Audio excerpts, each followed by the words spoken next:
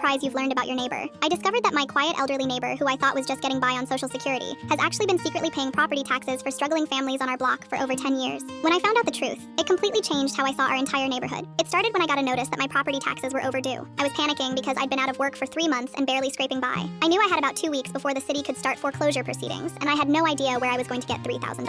I was sitting on my front porch, stress crying, when my neighbor Mr. Chen came over with his usual cup of tea. He's this quiet 73-year-old man who moved in next door about 15 years ago after his wife passed away. We'd always been friendly, but never really close. Just the occasional wave and small talk about the weather. He asked what was wrong, and I broke down and told him about the tax situation. I was embarrassed but desperate, and he seemed genuinely concerned. He just nodded and said he was sorry I was going through that, then went back to his house. 2 days later, I got a call from the city tax office saying my property taxes had been paid in full. I was confused because I definitely hadn't paid them, and when I asked who had made the payment, they said it was submitted anonymously online. I figured maybe there had been some kind of mistake or glitch in their system, but then I started paying attention to things around the neighborhood. The Johnsons 3 houses down had been struggling since Mr. Johnson lost his job last year, and I remembered Mrs. Johnson mentioning they were worried about losing their house, but suddenly they seemed much more relaxed, and I saw Mrs. Johnson planting new flowers like someone who wasn't worried about foreclosure anymore. The single mom across the street, Maria, had been working 2 jobs to keep up with her mortgage after her divorce. She'd looked exhausted for months, but recently she seemed lighter somehow. Her kids were back to playing outside instead of staying inside looking worried all the time. I started getting suspicious when I realized that several families on our block who'd been facing financial difficulties suddenly seemed to have turned a corner around the same time. It couldn't all be coincidence. One evening, I decided to directly ask Maria if anything had changed with her housing situation. She looked around nervously and then whispered that someone had anonymously paid her property taxes for the entire year. She said the city told her it was an anonymous online payment, just like mine had been. That's when I started investigating. I went to 3 other neighbors who I suspected might have received help, and sure enough, they'd all had their property taxes mysteriously paid by an anonymous benefactor. We're talking about tens of thousands of dollars total.